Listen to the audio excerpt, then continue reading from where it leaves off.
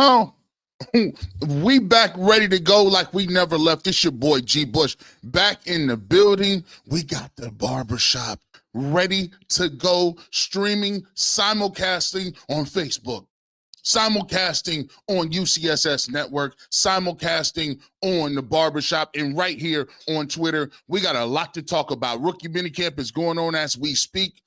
Y'all already doing it. Y'all already moving the goalposts. I don't understand why I should have to have the receipts this early. We got to get to that. We're going to be talking about the quarterback competition, Dillon Gabriel versus Shedeur Sanders. People is already throwing salt in the game. We'll get to that. Big time win by the Cleveland Cavaliers. We're going to get to that too. They have a big game 3. Donovan Mitchell, 40-something odd points. He trying to make himself be that guy.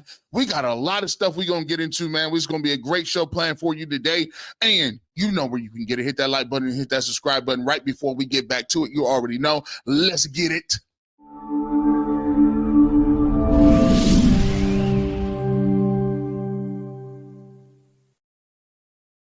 Quality, service, atmosphere. You're next in the chair. Feel at home in the barbershop. G. Bush offers a fresh cut on sports. The barbershop isn't just grooming for guys. It's culture. It's lifestyle. It's sports. And it's now the barbershop is giving the sports scene a sheer shave and shine. Join the makeover now. Follow Garrett Bush at GBush91 on Twitter.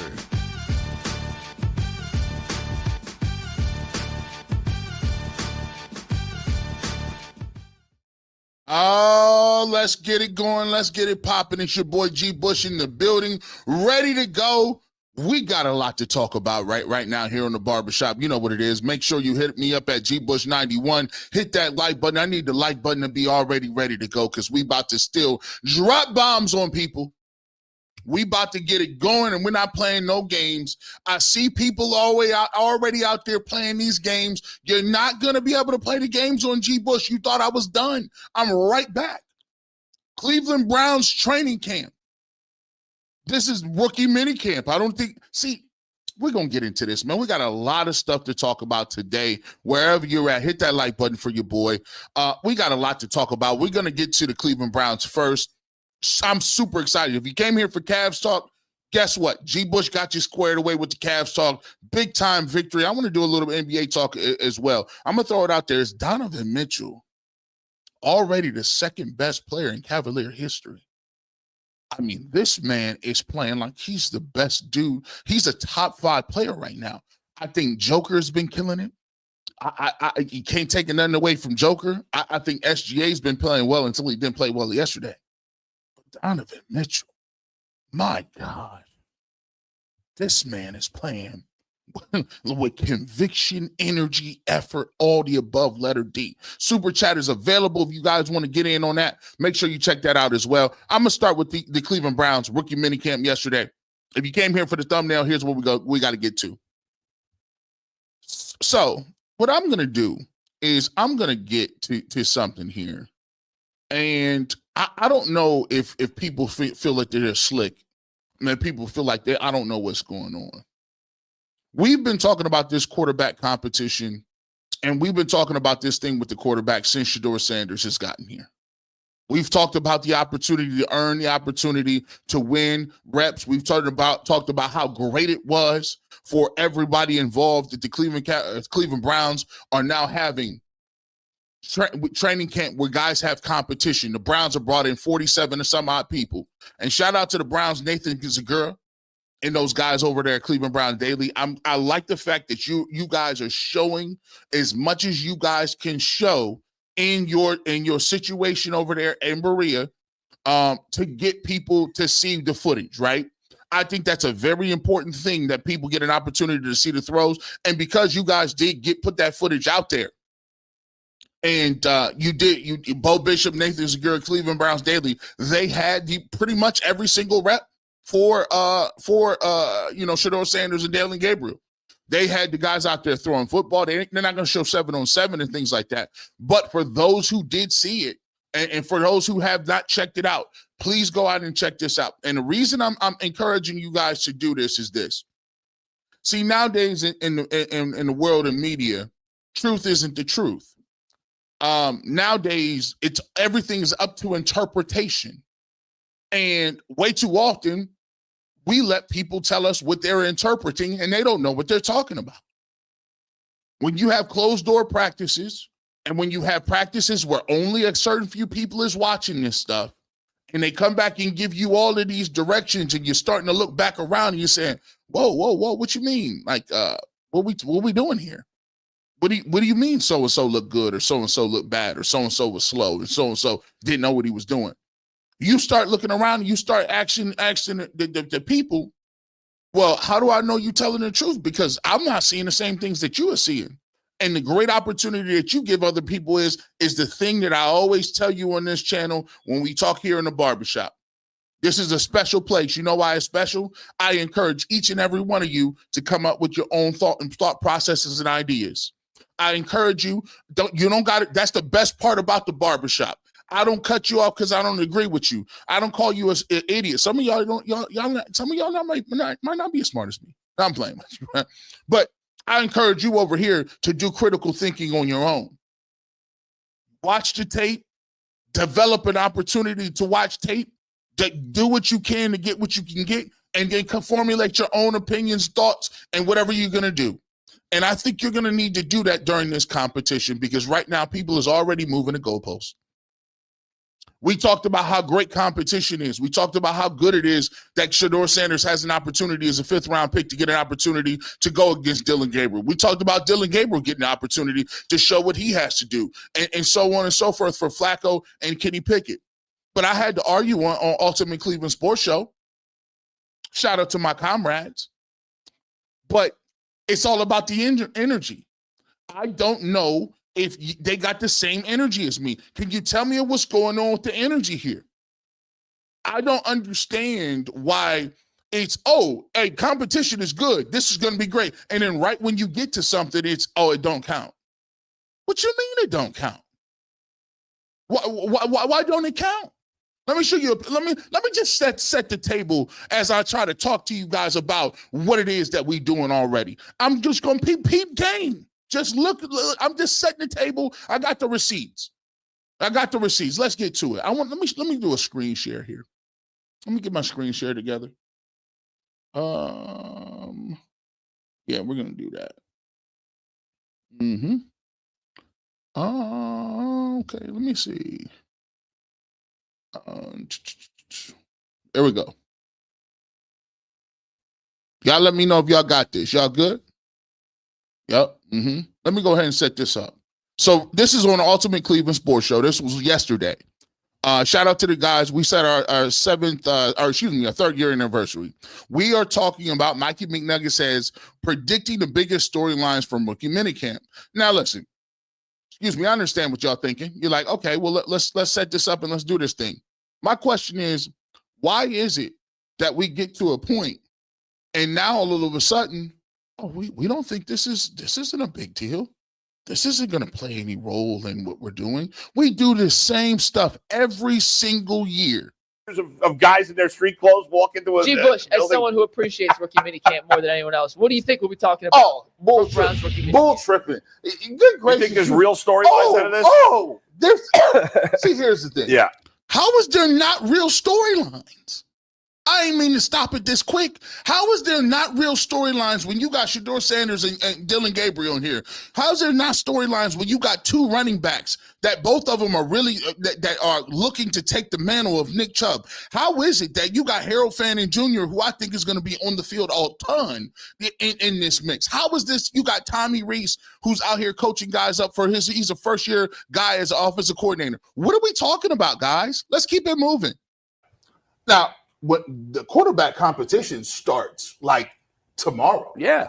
Like this is Dillon Gabriel versus Shedeur Sanders. This is who controls the huddle, who gets out of the huddle, who takes care of the football, who understands the playbook, who knows the plays, and they're gonna get one-on-one coaching and a lot from Reese, from Coach Stefanski. There's gonna be you got Dylan Sampson, you got Quinshon Junkins. Many of the world's richest come on. entrepreneurs.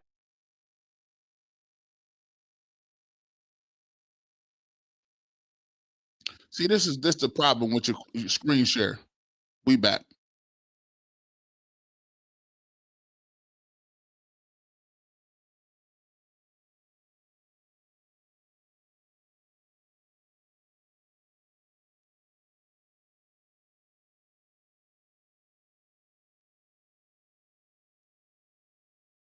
We need to see it again. All right, here we go. Quarterback competition Here we go. starts We back. like tomorrow. Yeah. Like this is Dillon Gabriel versus Shedeur Sanders. This is who controls the huddle, who gets out of the huddle, who takes care of the football, who understands the playbook, who knows the plays, and they're gonna get one-on-one coaching and a lot from Reese, from Coach Stefanski.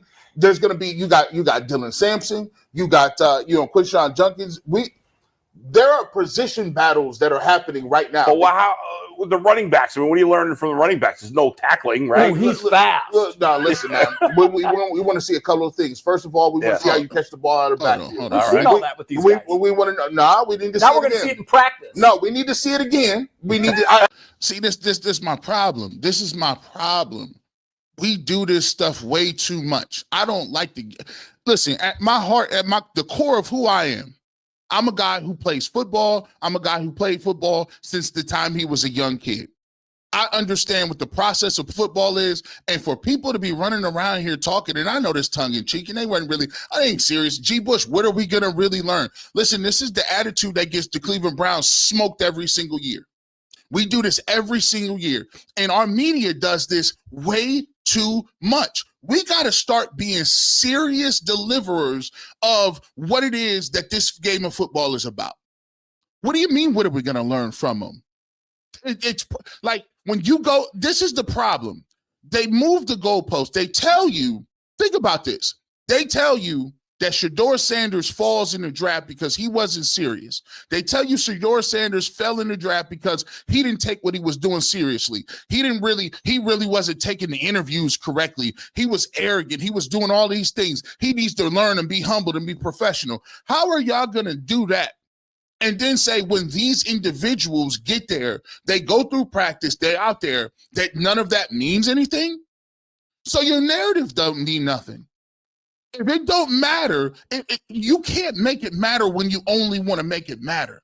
The situation is when you got guys out there that's fighting, that you need, that the Cleveland Browns are trying to establish new guys, new Nick Chubbs of the world. We trying to find a quarterback. We trying to build better habits. We talked about Deshaun Watson having his position given to him last year. Remember? We talked about Flacco and why we didn't want competition and all this other stuff and all these high and mighty, huge thoughts. But yet and still, every single time we get to a point where it's competition, it's, well, we know that they're fast. We're not learning anything. All of it matters. So if you don't believe it matters in one area, don't start taking stuff in consideration. You got to take the totality of everything we're talking about. And when you're out there and you're out there fighting for jobs, they're fighting for reps right now. So my thing is it a competition or is it not? I'm confused. You'll continue watching. Let's continue rolling. no. You tell him, G. We need to see it again. We don't care. I'm with Bull. We don't care what you did in your college, bro. Strip that away. I care what you do in practice. Hey, listen, the practice just started. Now, listen, this is what we're going to get to. Now, mind you, this is wild. But then they'll say that Myles Garrett don't practice hard enough. Then they'll say, come training camp, oh, these guys don't have good practice habits. I heard he take plays off. I heard he's not being a great leader. Which is it? You care about practice or you don't care about practice? I'm telling you about these goalposts, man. The media decides what they want to talk about and when they don't. I'm just showing you the mirror and the proof. The Browns are going to make a quarterback decision. The first part of it is this weekend. Can you decide who's better, Dillon Gabriel or Shedeur Sanders, and who's going to be getting reps? One of these dudes ain't going to be getting reps like that. Like somebody's they better both be getting somebody's reps. going to get a first bite at the apple when it comes Joe to this. Flacco doesn't need reps. He's 40 years old. We get that, but that part counts too. Yeah. Under no circumstances does training camp not count for these Cleveland Browns. This is an evaluation year. I agree with what you just said. Training camp, 100%. Yeah. But to me, the lights don't go on tomorrow. Yeah. This weekend, What are the storylines? You nailed it. If one of them gets hurt. Yeah. Oh, come on. See? We already reducing it. That's exhibit A. I'm just letting y'all know how it works. We already reducing it. There's no story, nothing to see here for people. Nothing to see. Nothing that they do on today or this weekend gives us anything. So how is it that it's a competition then? How is it a competition? How do you derive meaning out of anything that they're doing? I find it very crazy and difficult that we stand on top of tables and talk about who's good and who's not and what they've done and how and why they fell to the 5th round. But all of a sudden, when you get the kid right here and we start talking about football and we're looking at the games, nothing matters now all of a sudden. There's nothing going to be seen here that's going to change the direction of what's going on. I'm just saying. Oh, wait, man, listen. Put in the listen, this is why it ain't gonna be, it's not gonna be, it ain't gonna be comfortable. But like I said, everybody ain't gonna jump for joy on your platform. Everybody ain't gonna be super happy about what you're talking about. But the reality of the situation is these are stone cold facts.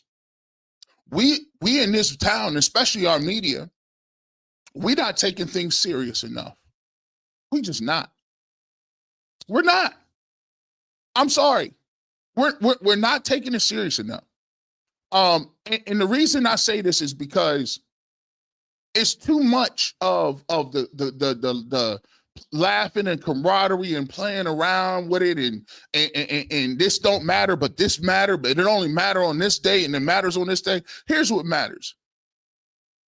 I'm gonna tell you like this, and I think it's a bad job. I think we're lazy as hell in our sphere, in the media. We got guys that is supposed to be telling you what they're seeing. You got people that's supposed to be delivering what it is that they're seeing on a daily basis. These are supposed to be experts, but we've turned into entertainment. And the reality of the situation is you can't tell half the time whether or not these people is actually involved in the game or like the game. I don't see enough people watching no film. I think it's disgusting work that there's more people on the internet, the guys that want to do this type stuff, that is watching film than the guys that's really in the lights. Cats ain't watching enough film. Cats is not watching enough games. People is not immersing themselves into the football concepts. People is going on generalities, narratives, and all that other stuff, and they're supposed to deliver to you who it is balling and who's not balling. And we're going to see right here in these next couple of clips, these people not plugged in like you're supposed to be plugged in. And the better, by the way, the better the Cleveland Browns get, the better the team is, the harder it gets to do this job. Let me tell you why. Because now, it's not about whether or not you could just say, oh, let me invoke it. The easiest thing in the world is to invoke emotion and tell people that they're garbage. The Browns are garbage. It's the easiest thing to get views and invoke emotion when you say the Browns are garbage 1,000 times. But it's harder to explain to somebody why somebody is good. It's harder to break down a game. Think about how difficult it is to cover a team. I talk to Darren all the time. Shout out to Darren Smith over at Kansas City.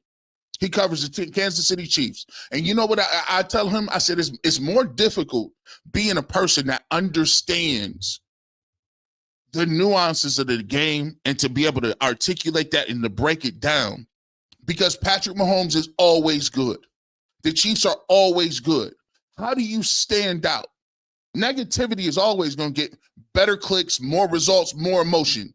But how do you sit there and engage an audience on somebody is good, right? You really got to know your stuff.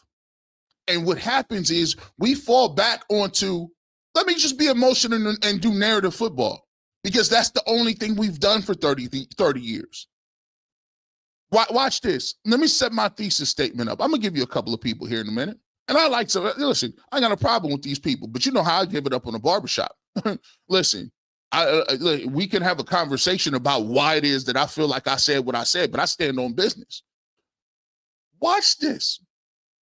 Instead of people telling you exactly what they saw. We standing on vague stuff. We can't be vague with this. Let me show you this. This was Mary Kay. She came out and she had a situation where she was talking about what she saw day one. Everybody want to say day one, who won the battle, who day one, day two, day whatever. Let's see who was winning. Let me play this right here. Let me just notice what she says. I want to hear what's going on the field. I don't want to hear none of this other stuff. Hi, this is Mary Kay Cabot from Cleveland.com after day one of Brown's rookie minicamp. Of course, all eyes were on the quarterbacks today. We watched Shedeur Sanders and Dillon Gabriel out there throwing the ball in 11-on-11s, in 7-on-7s. And the key thing to note, I thought, today was the fact that Dillon Gabriel went first in those team drills and those 7-on-7s. We knew that was going to happen because, of course, they drafted him ahead of Shedeur, who they passed over 6 times in this draft. So basically what's going to happen here. See, that caught me.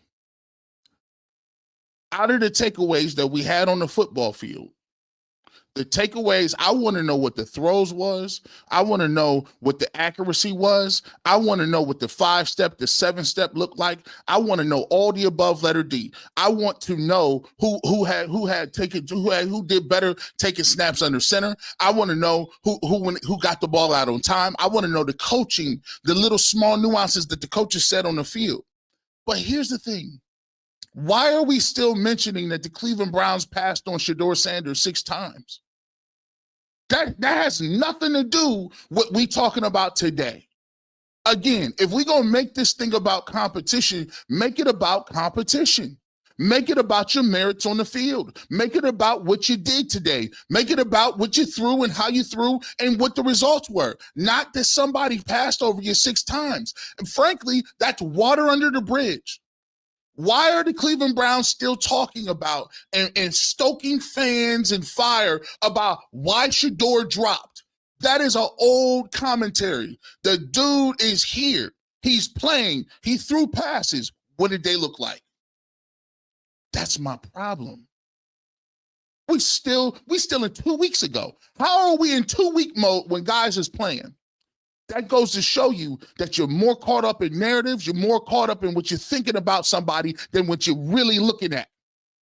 When I'm looking at these two dudes, I'm looking at throws. I want to see who's balling, who's not. I don't care how many times the Browns passed on Shedeur Sanders. And that shouldn't be the takeaway. Your takeaway is Dillon Gabriel went first. What did he look like?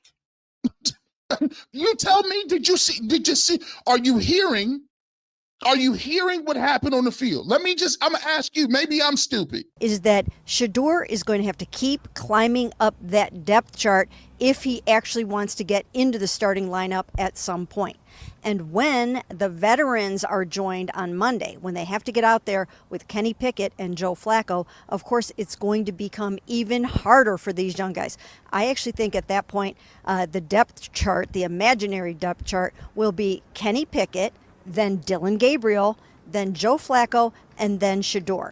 No, can't do it. Can't. Nope. Sorry. Nope. I'm sorry. Let me get back to this. And hold on. Dillon Gabriel is ahead of Flacco?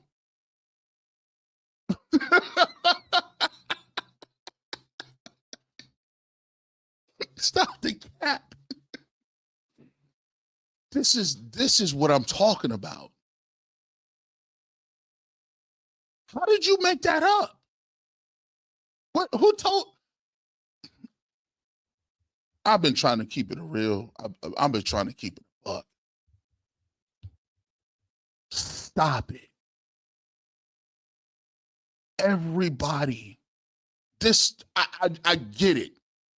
Everybody want to make up for the 3rd round pick and, Dillon Gabriel, the Browns actually had him the number 1 player on the board.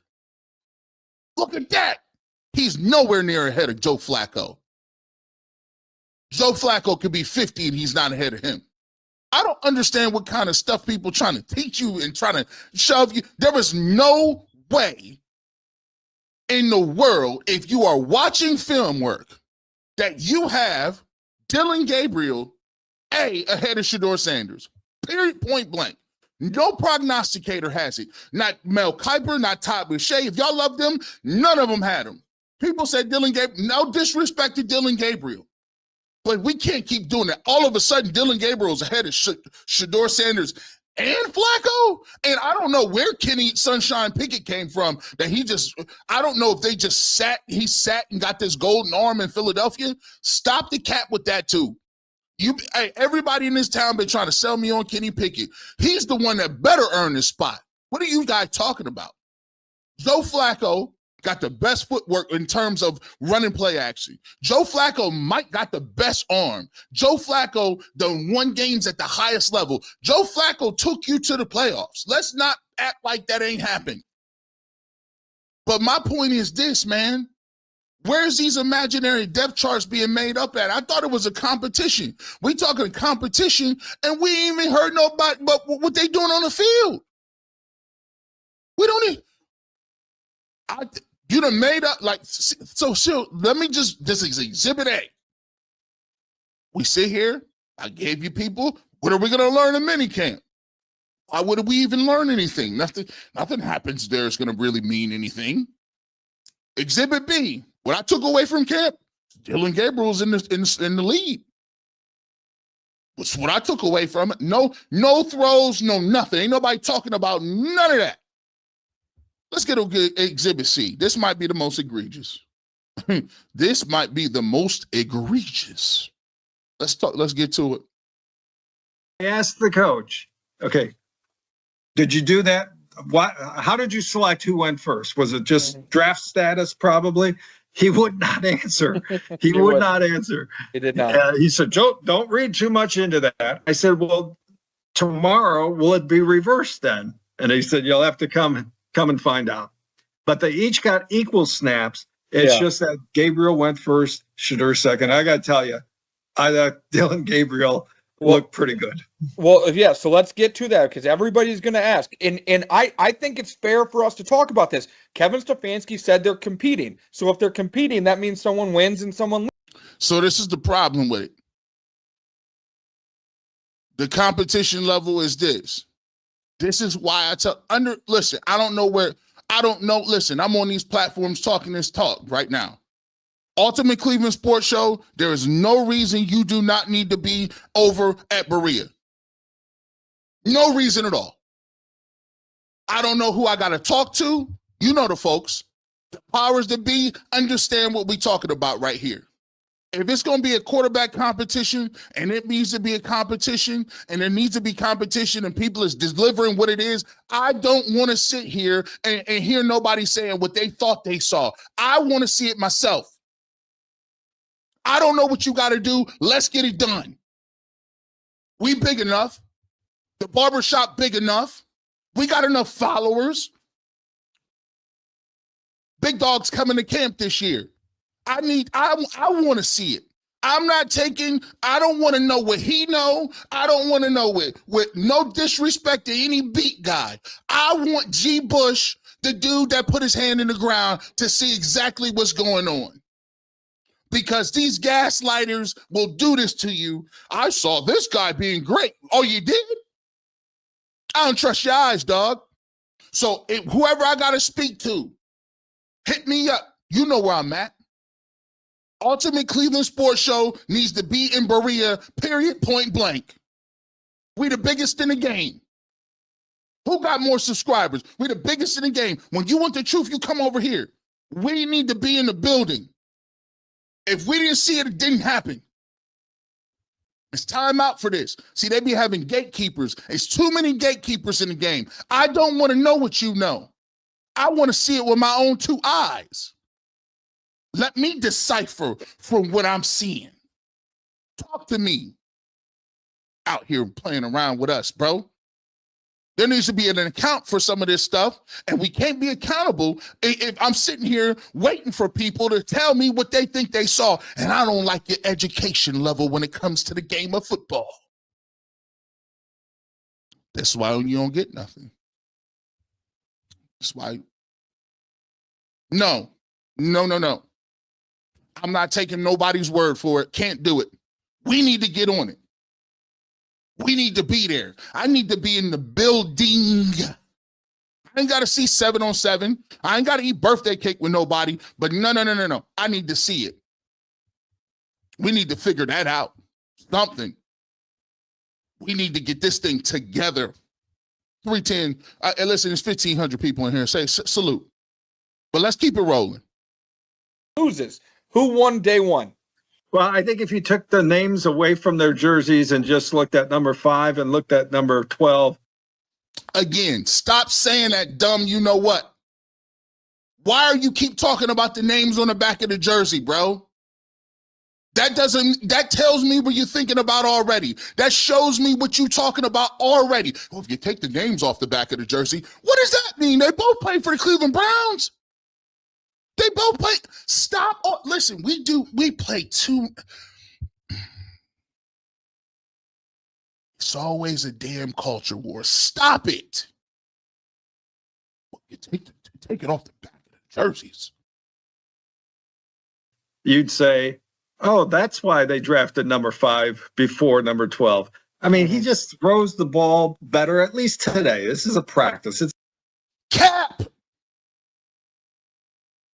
Unacceptable. This is why you need to have cameras there so you can see it.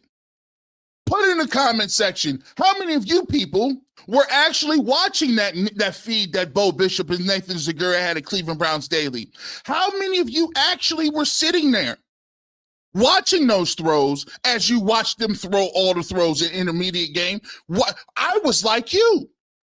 What I did is I listened to this and I had to come back to watch, and I had to watch it again and say, did I lose my mind? Because I could have swore Shedeur Sanders was putting the ball on the rope. I could have swore that I seen Dillon Gabriel. He threw the ball well too, but this dude done put the dude in the Hall of Fame. He done put him. I see why they took him third. Stop the cap. You're the same dude talking about you didn't like Dillon Gabriel, and you. Okay, let's keep it rolling.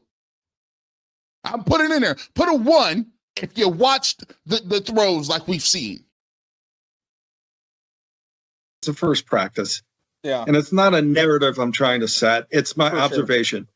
A lot of spin on the ball, tremendously accurate. I mean, not only completions, but right on the hands, decisive in his footwork. He just seemed to me like he knew what he wanted to do with the ball every time he took a snap. Now, Shedeur was not inaccurate. Don't get me wrong. He could layer the ball into the secondary, but he was very accurate the way he does it. Now, the way he does it is just like his pro day workout. There's not a lot of spin on the ball. Stop the cap. This is why you got to have receipts. Here's what we're going to do. This ain't no zip. I couldn't even see that ball. Run it back. Run it back, G. Bush. I couldn't even see the ball. This ain't no zip. That's a dart. Run it back. Where is this lack of zip? On the goal line, tight space, tight window, touchdown. What are we talking about? And that is by your own company. Your own company put that out. Shout out courtesy of ESPN Cleveland for that one. Lack of zip? The ball just doesn't get. There's 3 or 4 clips floating around the internet right now. We're talking about, dang, this is. Go back and watch anybody who's talking about it, anybody who said it, anybody who looked at it was like, listen, Shedeur was balling. We got him winning day 1. Everybody. But yet and still, the narrative machines is alive and well, aren't they? Aren't they not? Are they not? Let's go ahead. Let's just run that back again. Let's run that back again. Let me see what lack of zip it is here. Look at that. Look at the Capicola pepper. Wow. Man, come on, man. Let me get this out of here. Let me remove this. This is wild. This is wild. And I'm going to get you your comments too. 460 comments in here. hit the like button. This is my point. No. It's already setting up. You're not going to, I told you, you're not going to be able to get this off. And sometimes I'm not even saying people is doing stuff on purpose, but the level of bias that people what it almost make you want to do, it make you want to root for the dude more harder. It make you want to root for him harder. Because there's these imaginary things, and it's like, yo, we sitting here, I done heard 3 people, 4, 5, 6 people sit up here and talk about, oh, it's a competition. Is it really a competition? In your mind, no, it's not. We didn't have people say it don't count. We didn't have to say, well, that's why they passed on him 6 times. Well, that's why they took him number 3. And later on in the conversation, he said, he looks like a mini Russell Wilson. I said, this is unacceptable, bro. This is why do your own research, do your own stuff, and figure it out. When you got 6, 7 people, and it's like, they like the Supreme Court. 6, 7 people, Supreme Court, they get to go watch the games and go see what's going on. I don't care about that. Listen, no. Here's what we're going to do in 2025. I don't take what you're saying just because you there. Don't mean that you know what's going on. Let's keep it pushing. 5:15, 1,700 people here on a Saturday. Can we get to it? Appreciate you. Let's get to it, man. Hit that like button for your boy. If you came for Cavs talk, we're going to get to the Cavs. We're going to get to the Cavs. We're going to get to this real quick, though. I couldn't wait to come on here. This is unacceptable. Talking about there wasn't no spin on the ball. It was like the pro day. What are you talking about, bro? What are you talking about? What? Let me get this. I can't even get my banner down. Let me get this. Let's get to it. Patrick Williams. Cleveland fan base has adopted their loser mentality and then complaining about it. Shedeur is a winner. They need to start opening their minds and start believing that they can win. Hey, listen, here's what it is, Patrick. We're not asking them to believe. Listen, here's what I started. Here's my mentality.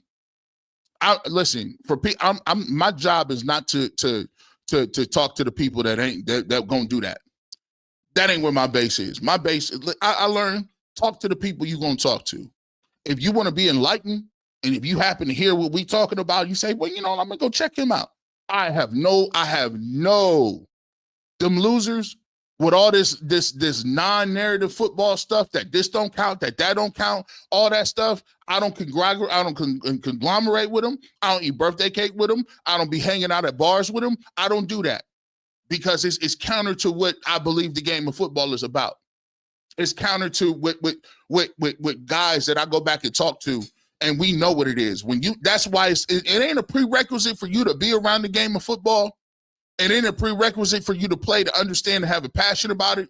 But it's something about football when you running your tail off at 9 a.m. or 6 a.m, or when you done beat your elbows up, you dislocated the finger, and you're trying to write, and you got injuries when you're older. It's something about that endears you to the people that have been through that. So I respect it, as colleagues. But at the end of the day, I'm not trying to convince them of nothing.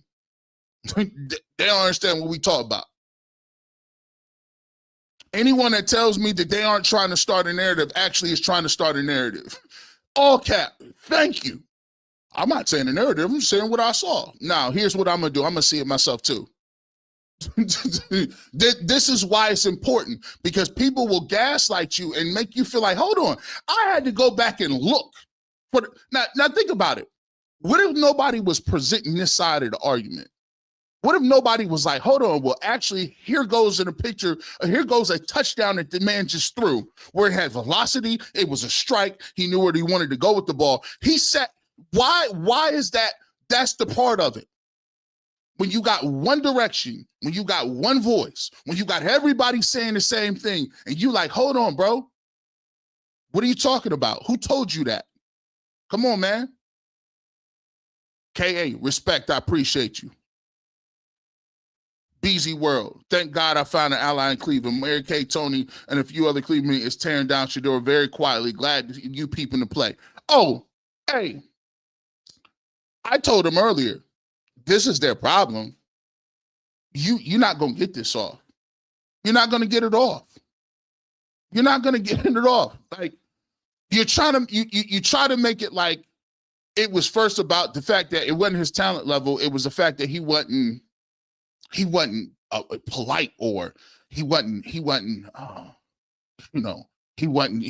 arrogant and all this other stuff. Then we brought Boogie on. Shout out to Boogie Knight.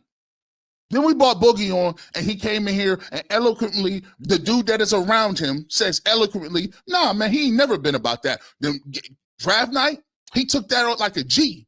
I was hot that they pranked him. He was like, let's keep it pushing. Dude always been humble. So now it's, well, you know, the competition don't really count. This rookie minicamp, what we gonna learn from that? Really? Really? Then it's, well, listen, they passed on him 7 times. Why is that relevant? Tell me how is that relevant? We are the only organization in the league that consistently is talking about draft night. Who gives a damn about draft night? Get the you-know-what over it. We still stuck in draft night. It's clown behavior. It is. You're not doing your job. You're sitting here talking about draft night. What is we doing today? That's my challenge. Say I'm wrong. Think about this. If G. Bush came on here today and was talking about, think about it in the opposite way. If I came on here and was still talking about Shedeur Sanders and how it was so dirty that he didn't go over in the second round or the third round or the fourth round, my whole fan base would be like, G. Bush, I love you, brother, but shut up. Shedeur Sanders is here right now. He's practicing. Talk about what's on the field. They would tell me that in a heartbeat. And I respect them for it. Stop all that. We ain't no half-stepping. But why is we still reporting on that? Why was we still mentioning when you was drafted? At the end of the day, talk about what happened on that football field today. Can we do that? Somebody give me something. Somebody give me something. Let me get to these comments. I'm going to get as many of these in as I can.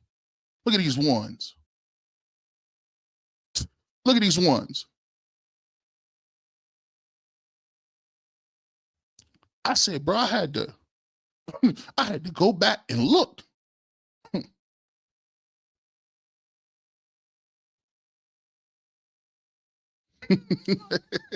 Texas truth. Y'all ignore these trolls. Y'all know they really don't watch. We saw enough practice live yesterday. That's what I'm talking about. Hey, Dark Shogun Raul. I don't know what kind of name that is. I shout out to you, bro. You probably said I was triggered about Deshaun Watson too, or Odell Beckham Jr. Or I was triggered because at the end of the day, Nick Chubb's not coming back. Come on, you got to listen. You have to have something stronger than that. Triggered is not he's triggered. Man, I'll always stay with the full clip and chamber. Don't play with me. Create that fake news. Oh, we know that.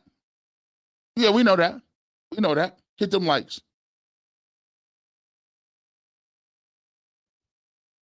You know, he ain't watched that. He ain't watched that practice.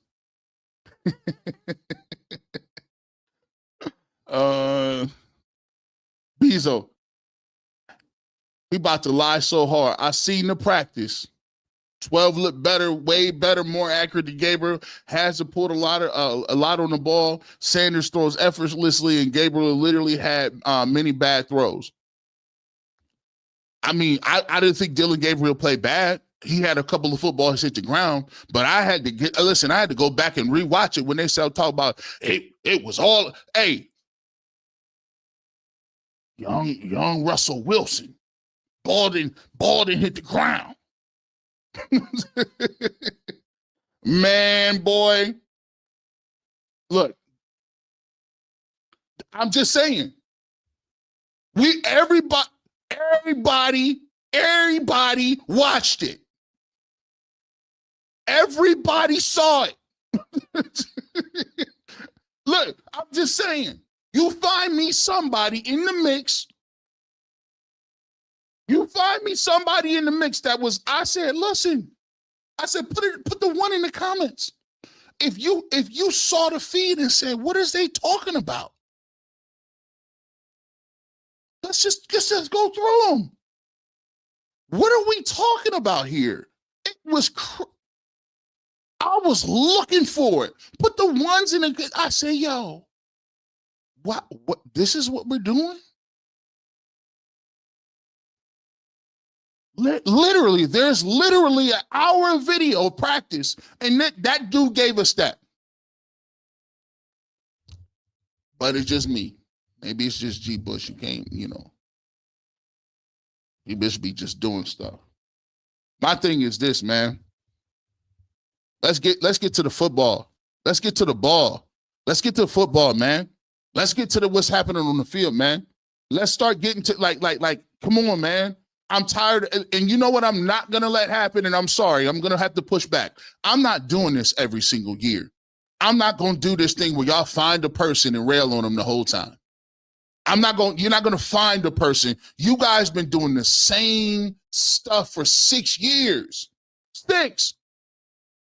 We just went over it with Myles Garrett. Y'all find somebody. Well, Myles, he flipped his car. Myles doesn't want to be. Myles and Deshaun and Baker and come on, man. And Johnny and all right, man. Let's get back to it. Let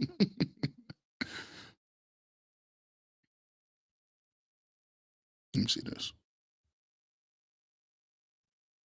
From watching the live feed and different camera views, you can clearly see the difference in arm talent between Shedeur Sanders and Gabriel. It's really not close. And I come away with this stuff, and I come away looking at it. And what I do is I try to formulate it and put it in a way that we can digest it, because people get so upset. People get so upset. And people talk about the R word, where we talk about races involved. Let me tell you this. One of the reasons that I formulate my opinion articulately and I try to talk about certain things is because, and I've talked about this on UCSS, one of the most difficult stigmas to ever get around is when you use race. And I say as a predominantly as a black man in a predominantly white male dominated media, I always recognized that there was a level of power in my words. I'm very slow to call anybody racist.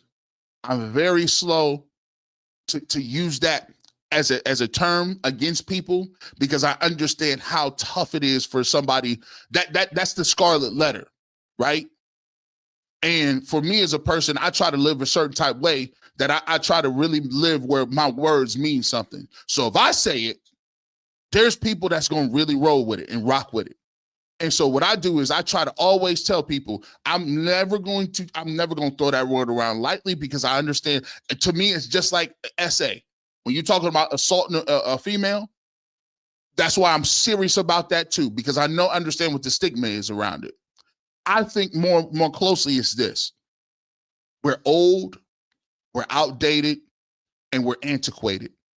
You have to renew. The Bible talks about it all the time, renewing your mind. As a person, you have to renew your mind. You have to understand that times change, people change, attitudes change. And a lot of times that we talk about with these athletes and why people don't get it, there's a disconnect. There's a widening gap between Americans who feel like, I love sports, I grew up on it, but the elephant in the room is these guys is making more money than I'll ever see. Some people just really straight up feel the only reason you got what you got is because you was big, you strong, and you fast, and they don't respect it. there's a lot of times people don't like the way people go about it. They just don't understand culture. They don't understand why you have to like rap music or why people rap or why you wear loud music or why you got jewelry. They just don't understand it. They don't have nobody they know wears that type of jewelry. They don't know nobody that listens to that type of music. And at the end of the day, it's something that's unknown, it's foreign, they can't relate to it, and it makes people uncomfortable. But that's the point about society and culture. In society and culture, that's the point of having diversity. It's the point of everybody being different but equal. Everybody got a different place. And you have to have people that understand that culture. And the reality of the situation is, in this city, in this industry, and I'll say it all the time, there is no reason why there isn't more diversity in all areas of the game. All of them. That's why I'm a staunch defender of Mary Kay. I'm a staunch defender of Aditi. I believe in the fact that they have a voice, and I believe the voice is important. The reality of the situation is sometimes when you don't have people who can represent a specific way or a thought process and do it in a way where it's non-threatening and they just gonna keep it real, then you have people who are saying, who will find it's not that there's no difference between, there is a difference, right? Let's get it right. Like, there's allegations with Deshaun Watson, there's allegations, but there's no different from the way that they talked about Odell Beckham Jr. and Shedeur Sanders. When Odell Beckham Jr. got here, he doesn't understand us. What do you mean he don't understand us? What do you know how many often I heard that? Oh, he's just too famous. He's just too famous. I mean, he's so famous that Baker he feels, like he has to throw him the ball. He's in awe. You're like, bro, that ain't how it works. So what I'm saying is, when we talk about these quarterbacks and when we talk about the difference between them, one of the problems we're going to have is, can you identify and articulate why it is that these guys are different, similar, and what they do in the field? And if you can't do that, what are we here for? For watching, so yeah, shout out to Frank. I appreciate you so much. F Tank 58, sorry. J614 says, what's worse is that the media is in the town of the team you drafted doing this to you. Shaking my head. Really be your own sometimes. What you mean sometimes? It's all of them. I was just on Twitter the other night, going back and forth, arguing with people about Imani Bates. I said, bro, I don't understand. Y'all got this flippant attitude of where I don't know if it's the mentality of it's like they talk about you like you're a hardened criminal, or he done stole somebody's life, or he's a this and I'm like, bro, like he's a dude in your own city who used to be the #1 player in the entire country over all these dudes.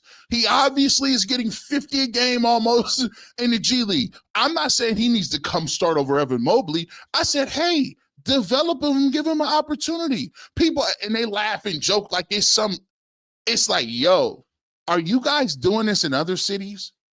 I mean, because it seems here we are our own worst enemy. We cannibalize our own players. And let's be clear, it's not like we ain't been doing it. Like they booed, last year they booed Deshaun Watson. But they booed Tim Couch too. You think about it though. Like they booed Tim Couch. He's a whole different. What inside of us makes us do that to our own cats? To our own team that you root for?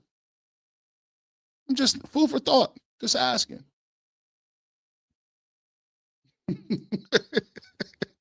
Then you come away. I thought that was poetic. I thought it was like, what are we doing? I'm looking at the man in the mirror. And then Patrick says, man, grossly on crack.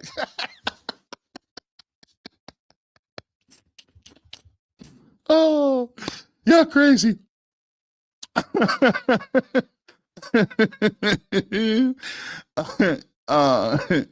Let's see. Hey, the fact that Cleveland moves their goalposts on their own young players is diabolical. Let's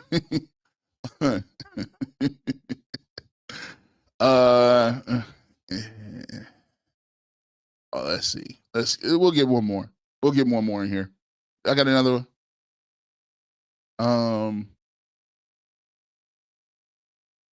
I feel it. I feel it really sad that Shedeur Sanders has to go through this, and the young man trying to live his dream tore down before he even gets a chance. So freaking sad.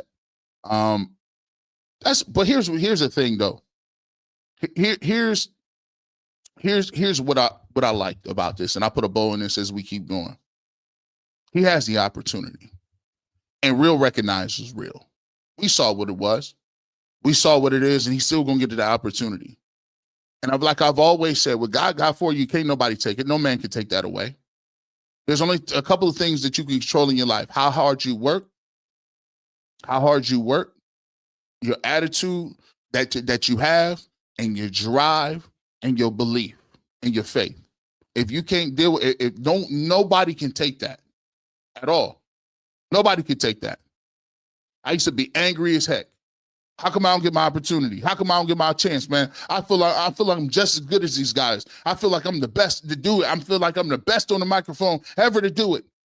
You know, my mentor told me, he said, hey, this is an individual race. Go out there and deliver your passion to the people, develop a fan base, and the rest will take care of itself. You're not fighting against them. Whatever God got for you, he got for you. And Shedeur Sanders got the talent. He got the people around him. And I always say the difference between him and Deshaun Watson is this. Whether y'all know it or not, and this is no disrespect and none of that, the best thing that Shedeur Sanders has is a father. As a black man, you don't know. Shout out to my father. We give a shout out to Mother's Day. My mom and dad been married forever. Like, had 3 kids, both college graduates. He went to HBCU. He graduated college in the 70s. And the best thing that ever happened in my life, and it's a cheat code, because every one of my friends and my family members, they didn't have no dads. And my dad, you know what he did? He made sure everybody else out there was taken care of. He was starting baseball teams in the hood when nobody can get no funding. He was going around picking kids up for practice. He was going around taking kids home, making sure that they was eating, right? And to see that example, that means that when I get into the game, you can't tell me nothing. You can't say I'm not no gangbanger. I know who I am. I got self-esteem. And the best thing in the world I can say about my father is that, look, I never had to worry about where my dad was when he was coming back to the house. Ever. I never had to worry about nothing with him and my mom and dad is arguing. Never. So that's a big confidence boost to somebody when you're going through adversity. And look, Prime done told him, you're going to go through some adversity. It may not work out here. But the one thing I know he got is a foundation and a base. And at the end of the day, when you have that as an individual, and you have that and you still currently have it, I don't got to look outside nowhere for no confidence or whatever. I already got that growing up when I saw what a man looked like. I saw what he do. I saw how he treat his wife. I see how he put food on the table. I seen all that. So that's the important thing. And at the end of the day, I think Shedeur will get through it. All right. Let's get to some Cavaliers talk. Let's get to some Cleveland Cavaliers talk. Let's go. Oh, you know what? You know what? Listen, this is wild, man. Cleveland Cavaliers. Where my banner at? Where is my banner at? Let me get it popping. Woo! Listen, hey. He's a bad man. That man, Donovan Mitchell, this what I'm talking about. And I want to start this like this. Let me start this like I want to get to this. I want to send a salute to Darius Garland. I want to send a salute to Evan Mobley. I want to send a salute to DeAndre Hunter. And the reason I want to send that salute to them fellas is because like this. these dudes, they did what they needed to do to get out there. They did exactly what they needed to do in order to get game 3 done. And you know what the crazy part about it is? When you look at the game, Darius Garland may have not had that big of an impact in the score sheet. But if you're a basketball guy and you understand the game of basketball, you understood what he was able to do and making sure that people got an opportunity to clear the floor up. He was able to bring the ball up. He was able to do some things where he opened up the game plan for Donovan Mitchell and he gave natural spacing. I thought you saw his athleticism and his ball handling and some of the things that he was able to do was beautiful. And I love the way that he was able to open things up. DeAndre Hunter didn't have a great night shooting the basketball, but his length and his size was there. And Evan Mobley looked like he wasn't ever even hurt. Evan Mobley looked like he wasn't even hurt, period. Evan Mobley looked like he was not hurt. And he just was able to block shots, rebound, and do some of those things, man. But here's the thing about the Cleveland Cavaliers. And this is what I challenged them on. You won all them doggone games. You won 70 games, 64, 65 games. You had a great opportunity to do something special. Look around. The New York Knicks is beating the Celtics. The Denver Nuggets is giving OKC all the business in the world. And the Cleveland Cavaliers have an opportunity to have a clear path to the NBA Finals. If you didn't think Boston was vulnerable, you think they're vulnerable now. If you didn't think that OKC was vulnerable, you think they're vulnerable now. And you got an opportunity as a Cleveland Cavaliers to go do something special.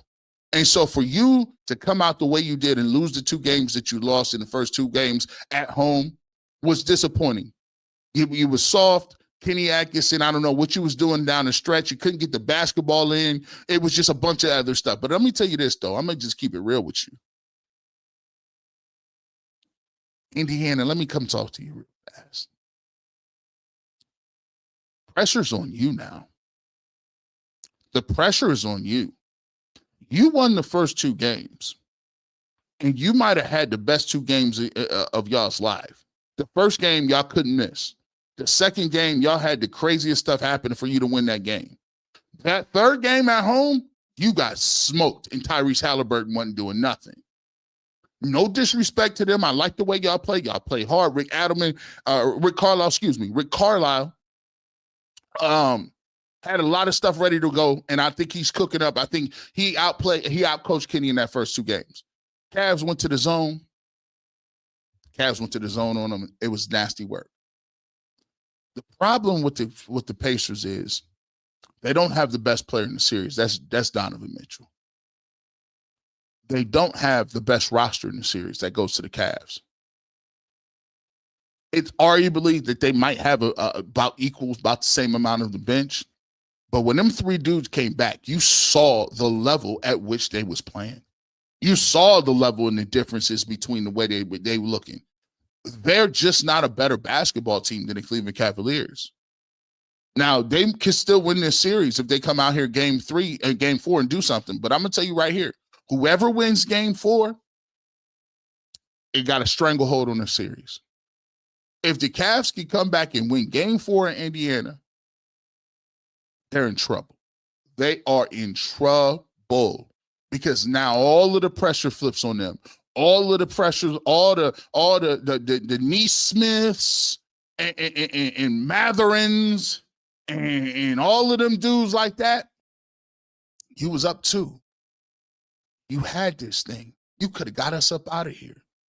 That's the way it works. Cavs got the guys through the game. Darius Garland looks like you could tell the shot wore off. Let's be clear.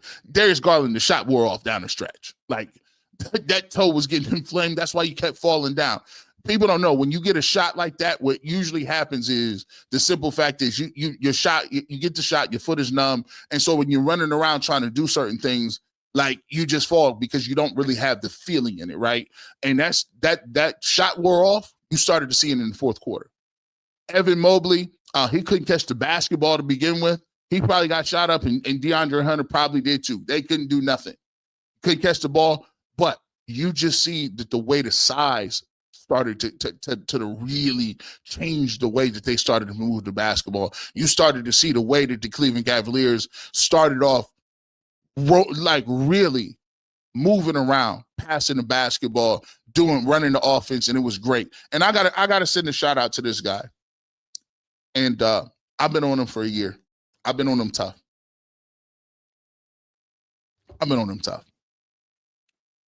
Max Strus been playing his ass off. Matter of fact,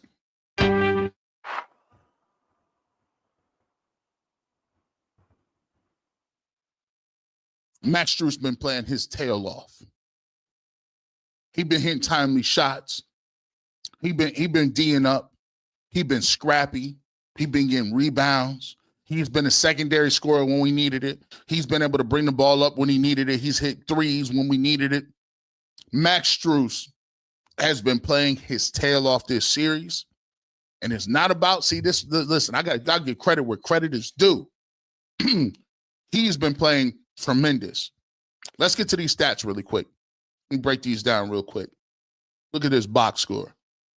First of all, let's get to the end of the Indiana Pacers and tell you why the Indiana Pacers are in trouble a little bit. When you got regularos,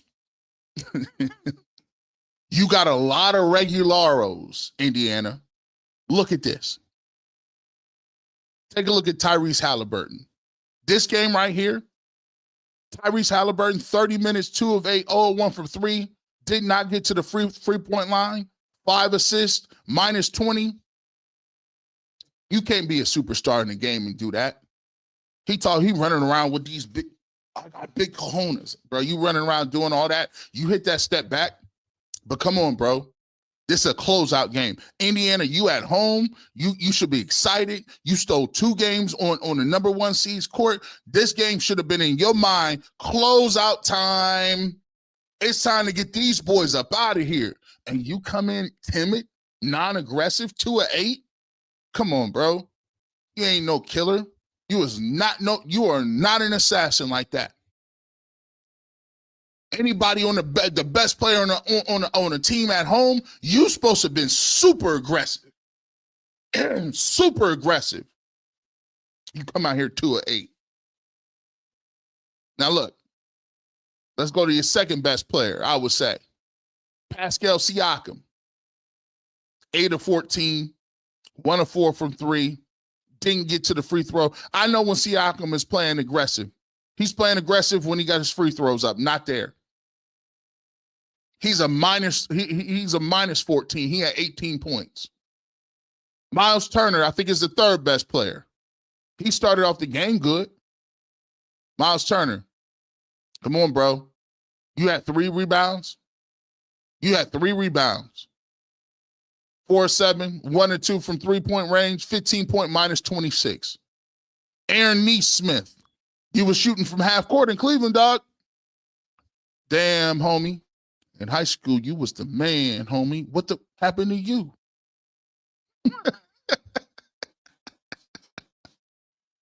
Nembhard played pretty well. 10 points, minus 32, plus minus. Nasty work. Obi Toppin. This is the problem when you got these stretch centers. Obi Toppin is a small forward size dude with center skill sets from 87. 0-4 from 3, didn't do nothing. 19 minutes, didn't do nothing. Thomas Bryant, 15 minutes, didn't do nothing. Matherin was the one who was killing us. 27 minutes, 6 for 11, 3.8 for 3, 8 or 9. Problem with the doggone Indiana Pacers is this.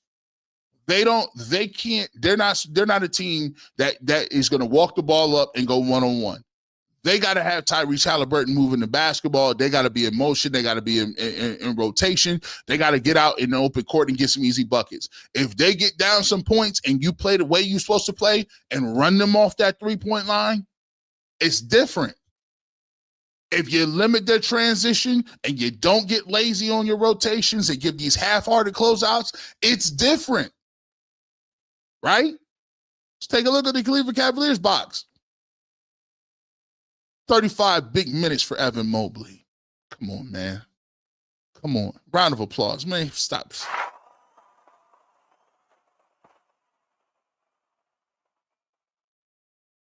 Six of 13, 1 of 3 from 3. Got to the free throw line, 5 of 6. That's big for those. Evan Mobley and Jared Allen. That's big. When you get to the free throw, we need them to convert. Look at this. Look at this. That's the defensive player of the year. Look at this. 18 points, 13 rebounds, 3 blocks, 3 steals, 4 assists, plus 26 in the plus minus.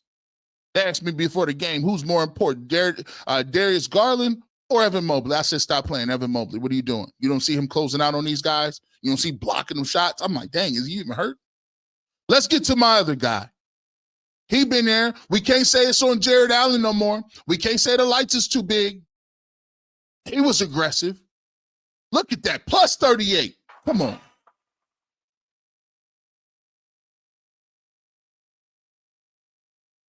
$19 points, 12 rebounds, 2 blocks, 2 assists, 6 of 11, 50% from the field, 31 big minutes. When you have your 4 and your 5 man that can switch out on pick and rolls, that can guard people, that can move their feet on the perimeter when people try to point people out and get matchups. When you got one getting 18 and 13 and the other one getting 19 and 12, and they give you 5 blocks between the two of them, 3 steals between, come on, and 6 assists. Come on, man. I like what, listen, Darius Garland didn't give you much in terms of the points, but what I like was he opened the things up for mobility. He helped open the court up. He was able to bring the ball up, and you can see the quickness difference between him and Ty Jerome. We'll get to Ty Jerome here in a second. And here's the other guy.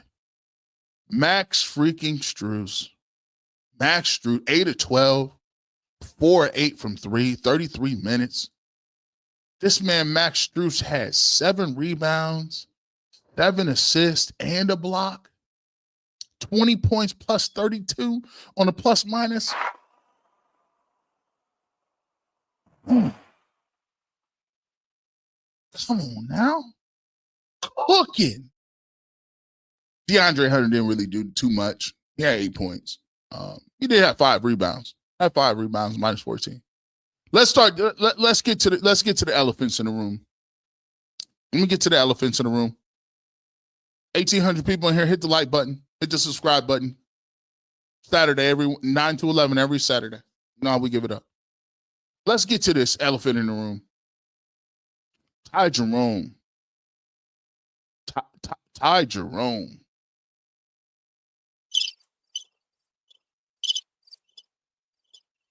Dry.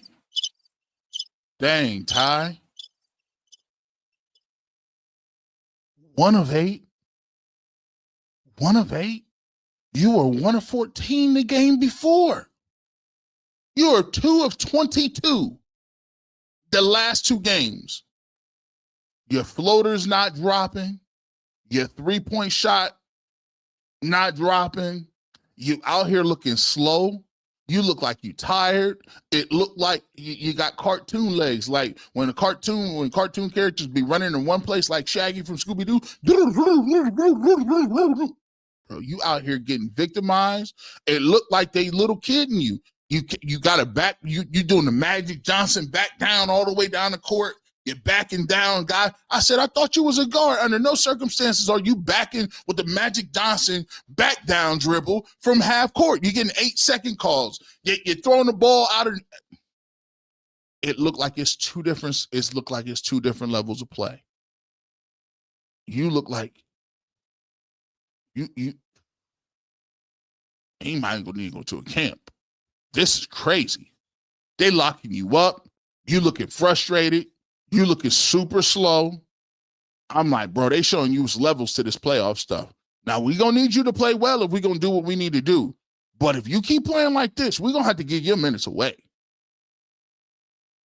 We're going to have to give your minutes away. Here's another dude's the minutes has already went.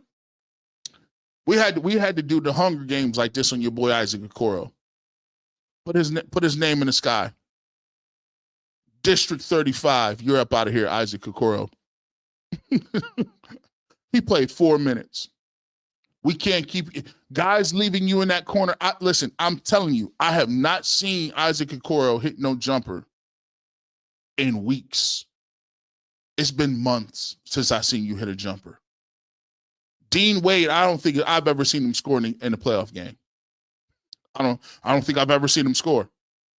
Dean Wade and Isaac Okoro are unplayable. Unplayable. Let me repeat. Dean Wade and Isaac Okoro are unplayable. I see in a 5-minute stretch, we was up 20, and Dean Wade gave up like 10 points in a row. They kicked. Donovan had a great move, kicked it to him in the corner, brick. Come down. Got move put on him. All right, now that's another 3-point play. Then he tried to set a screen, a dumb move in the backcourt. He got called for an offensive foul. Come back 3. I'm like, bro, we was just up 20. Dean Wade, 8 points, 8-point swing along on his own. On his own, it don't make no sense. Sam Merrill, he played 20 minutes. At least he was a plus 18. He was playing solid defense. Ty Jerome's minutes is gonna have to go to Sam Merrill, or Craig Porter Jr.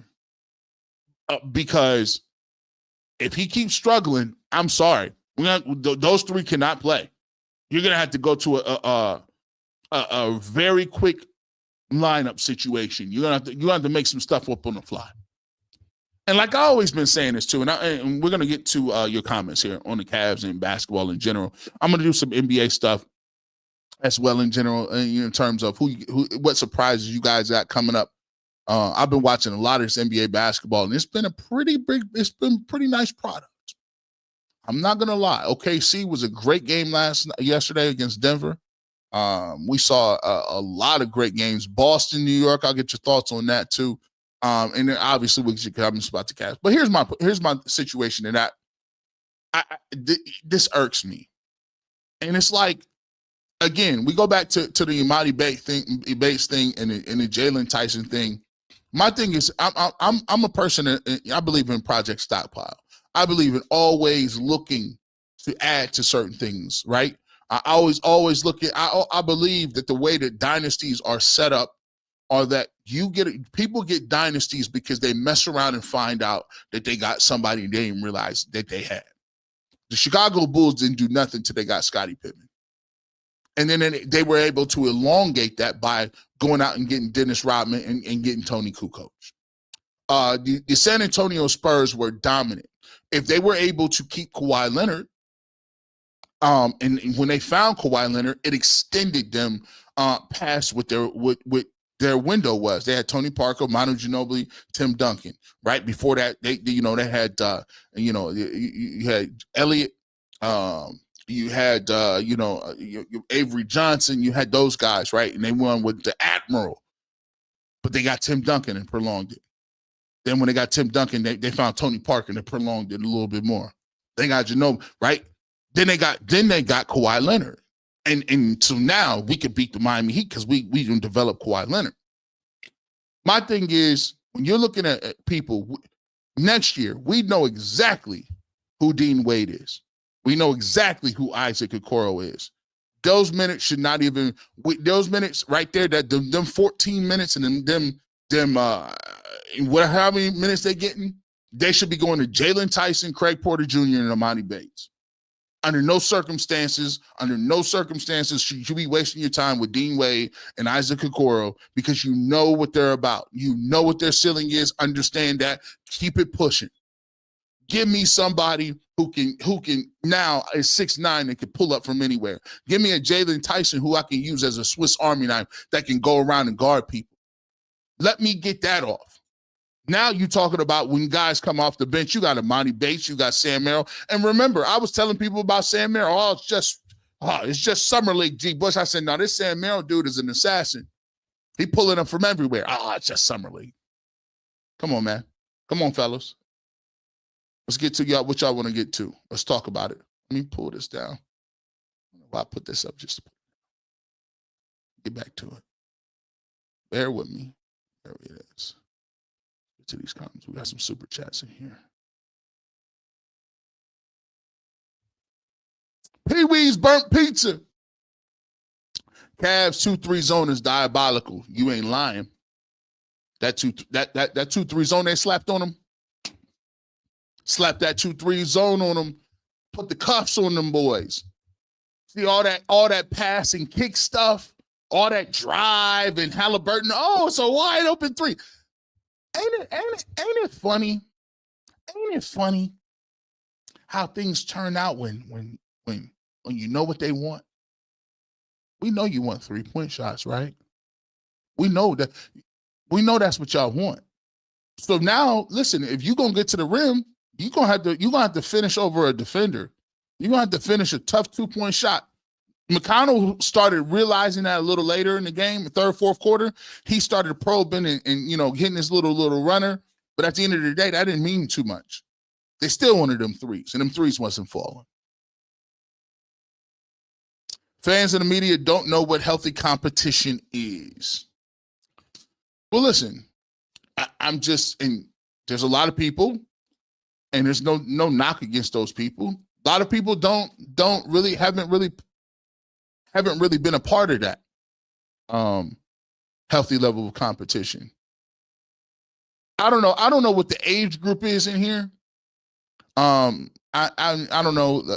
I haven't looked at my demographics enough because there's a lot of people from all over the place. But I'll kind of give you a little bit of something on that, John. And it sucks a little bit because remember back. There's days of the past where, we had a certain level of competition as, men, as people, as that we compete on not even on a scholastic level. It was a competition on every level. Like, how many of y'all remember? Put the one in the chat. Put the one in the chat on this. We kicking it. We having a good time. Cavs won.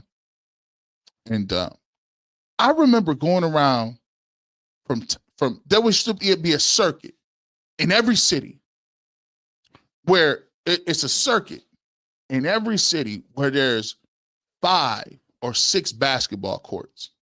And you as a hooper, you as a basketball player used to know where those 5 to 6 places is. And you call your friends up, you call your boy up, you call a lot of people up, and what you do is, one person might got the car, maybe y'all walk or y'all ride bikes or whatever. But you get there. And you remember that you always kept a basketball in the back of your car. Some people had a better basketballs than others, right? Some people this is before beepers and cell phones, nothing. And you would go from place to place to place, riding around looking for a game. Looking for some pickup game over on, hey, we on 14th Street. We on Nemasilla Park. We're going to go down to Stadium Park, 6th and 9th. You just, and the guys down there was a mix of guys that was 45, guys that was 50 rec guys that was younger dudes, 13 to 17, guys that was maybe in high school, played on the basketball team, maybe guys that was former players that came from college, but used to go down and you drive and you see all littered along the sidelines was people with just waiting to get on. And people asking, you got 5? You got 5? You got 5? All right, cool. You got winners? And you played so hard because you knew if you lost, you wasn't getting back on. If you took the L, it might be 45, 50 minutes or 2 hours before you get back on the court. And there ain't nothing like you running them games and your shirt is drenched. You're in the best shape of your life. You don't even feel your ankles or your knees. Don't even feel them. You don't feel nothing. You're just like, you out there and you done ran off 3-4 games in a row. 3, 4 in a row. You cooking. Everybody on the court know what their role is. Back then, it was just in your soul. It was osmosis. You knew if you was a post-up guy, and you knew if you could bring the ball up. Everybody played their role. You knew if it was a defensive guy on the floor, I ain't gonna shoot these threes. It's a double rim out here and the wind is blowing, but I'm gonna play defense on this court. And you know if you got a high flyer out there. Oh, listen, we gonna get off on this break. Let's get it going. Bro, that's better than breathing. Look, you may play 4 or 5 games over there. Somebody call you up, you go across town. You're like, oh, it's jumping over here. We was doing that, and people had jobs. People had jobs. People was like was in school. Like people would like had responsibilities and kids. I remember going to playgrounds with my father, like hooping, going hard against him. He on the opposite squad. Yeah, we gotta get you up out of here. You up? We gonna get you up out of here. That is gone. That's gone. That competitive nature used to be in everybody. It didn't matter if you played for the team. It didn't matter if you played AAU. It didn't matter if you didn't play back in '76. Everybody had a base level of competition that we was getting to. Just not you can walk for miles and look around, and it's dust. I feel less as an American. Like that's part of like being a man in this country.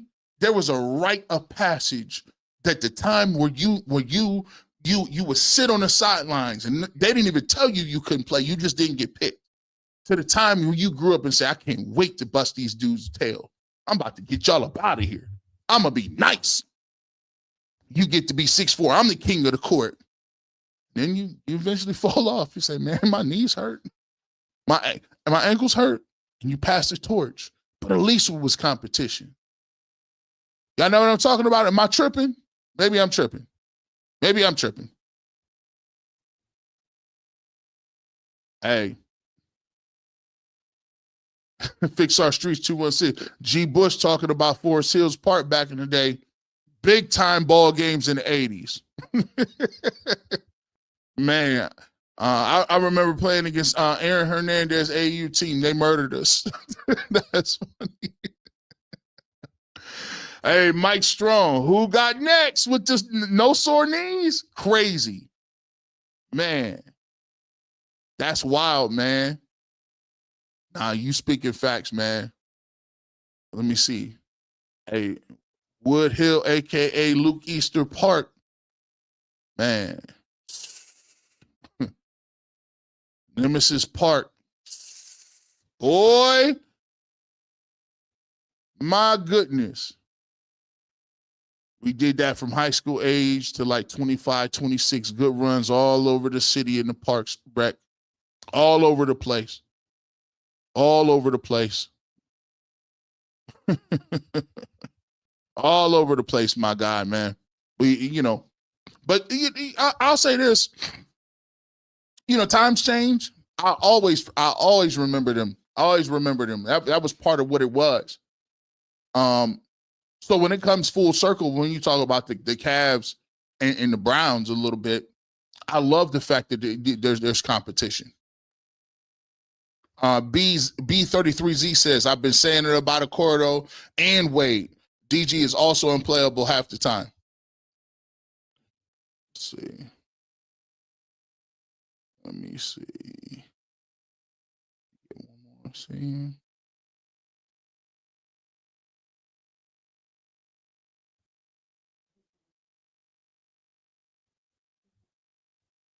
Yeah. All right. Thank you for my lovely assistant is giving us this. I will say this too. Coming up, before we get to this, we talked about it like this. To me, Donovan Mitchell is probably, I'm going to put him in the second best category right now. I didn't have him for a long time higher than Kyrie Irving. For a long time, I didn't have Donovan Mitchell ahead of Kyrie Irving. Maybe because Kyrie Irving hit the biggest shot in Cavs history, and I still wonder to myself, like, as I think back, I just can't get over the fact that Kyrie Irving just wanted out. Like, the way Kyrie, think about this, man. If you still had Kyrie and LeBron, how long of a window would you have had? I mean, I think LeBron really unlocked Kyrie to a point where it was like he understood him to the nth degree. He understood what he was. He's like, nah, he's not a point guard. He's the shooter. He's the shooting version of Kobe Bryant, but in a smaller body, more of an assassin. And I always kept that with me because I always felt like that Kyrie was a dude who had the ability to be one of the greatest to ever do it. And I think as more and more Kyrie comes back around and he starts to understand, like he starts to get it, that he starts to understand that I kind of messed that up a little bit because the Cavs window could have been much longer. They won the one championship. They did it in great fashion, coming for 3-1. But everybody wanted to know what it would have looked like. Could they have really gotten it done? And when he asked for the trade, it kind of messed everything up. But I've always kept guys like that higher than Donovan Mitchell. But I think it's time that we actually have to talk about this a little bit. I think we actually have to get to a point and we had to already start asking ourselves, is Donovan Mitchell already the second best player in history? Now, it's going to be hard for him to ever pass LeBron James, but in terms of what he's doing in this offseason right now and in these playoffs, it's tremendous. The guy's averaging, how much is he averaging? This is wild. Let me look at the stats. He's averaging, where are we at? Let me get you to go. This is wild. All right. So game, I'm not going to put it on the screen. You take my word for it.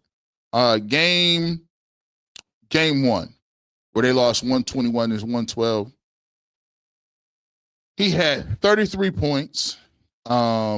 He had 33 points, 5 rebounds, 4 assists, 1 steal. Game number 2, where they lost 120 to 119, played 36 minutes. He had 48 points, 4 steals, 9 assists, 5 rebounds. Last night, they win the game 126 to 104. This man had 43 points, 9 rebounds, 5 assists, and 1 steal. Right now, he hasn't even really shot the ball very well. But right now, I'm sitting here telling you, Donovan Mitchell might be playing like one of the best players in the league. Right now, if Donovan Mitchell, if you take a ranking right now, Donovan Mitchell is a top 5 player. Just today. I would put SGA in that mix. I would put Joker in that mix. Believe it or not, you know who's playing like a top 5 player? I didn't even say this. Your boy Jamal Murray has been killing. Him and Aaron Gordon been killing. Good gracious. But, they look, I've been looking at the New York Knicks, but right now, Jason Tatum and Brown, they look completely lost at this point. To me, when you look at Donovan Mitchell, he is definitely playing like a top 5 guy right now. He might be the best dude in the playoffs right now. And he ain't even shot the ball that well. Just the way, here's what I like about him and his dog mentality. I like the fact that I ain't letting you help me up. Don't touch my body. No, I ain't asking for nobody to get it. The way he simply willed himself to the free throw line. No, the way he simply is dunking on people is not just his game. It's the fact that this dude is not that big, but he plays so doggone big. He's built like a little linebacker. And the way that he put the team on his back, like, no, we're not going down like this. We're not about to take no L's. We're not taking no shorts. This man is doing crazy work. He's putting on in a crazy way. Right now, to me, I would have LeBron number one right now. He's already, to me, and he only been here a couple of years. And I know he ain't been past the second round. But I'm going to tell you what. I got him already number two. I already got him number two in history. Am I tripping? You all let me know. Is he already number two? Here we go. Let me see.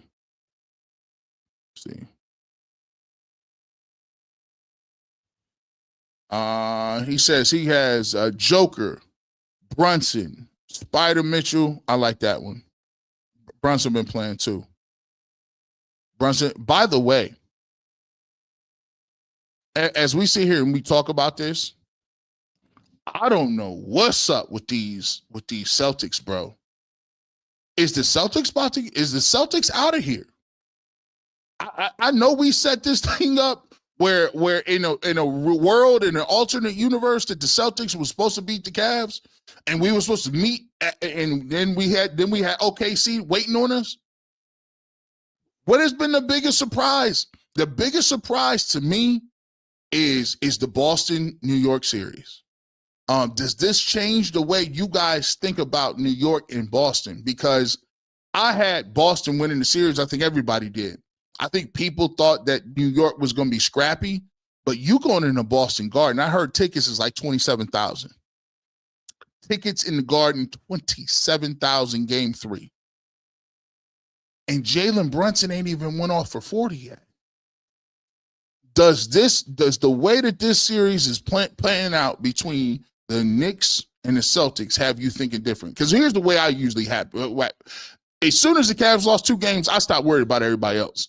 I got to worry about my own house. I got to worry about what's in my own refrigerator because we getting smoked right now. You see what I'm saying? I got to worry about what I'm doing.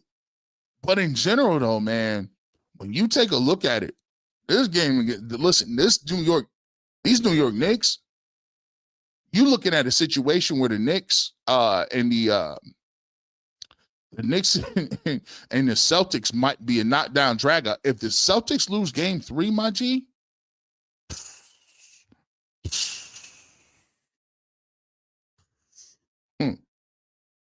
Cleveland has so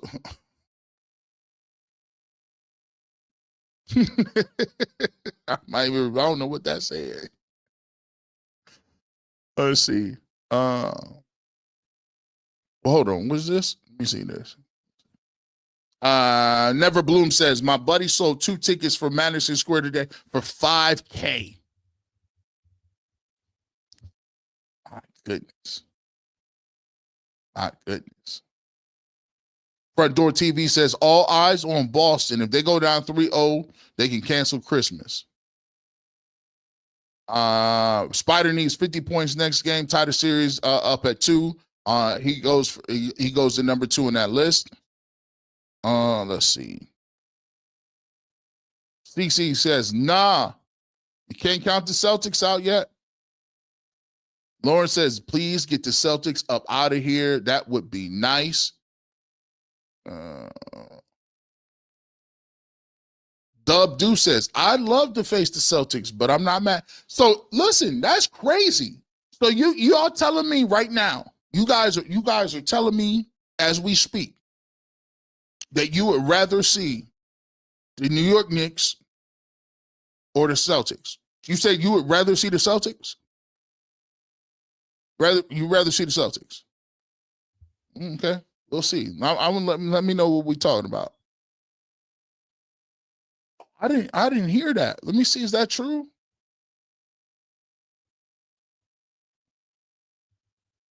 Let me see. That's wild.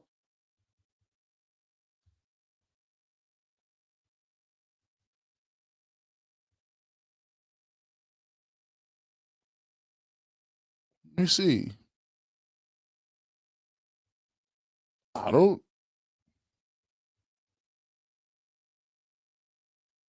don't think that's true. Or I don't see it. I'm not seeing it very much.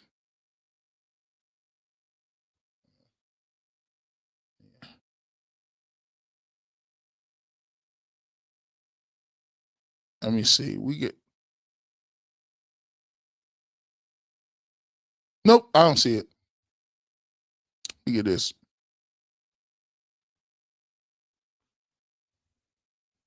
Ian Rappaport says something is not 100% confirmed.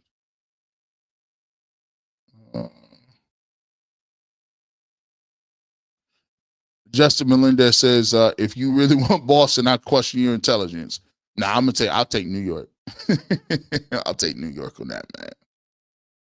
I'll take New York.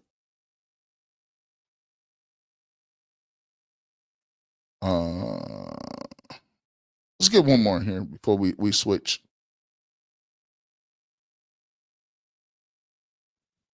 George Alexander, that's right, G. Bush. They need you out there, either you or Dustin Fox. I say, we all need to go out there. We need to go out there as well. We need to get that situation together. Hold on. One more.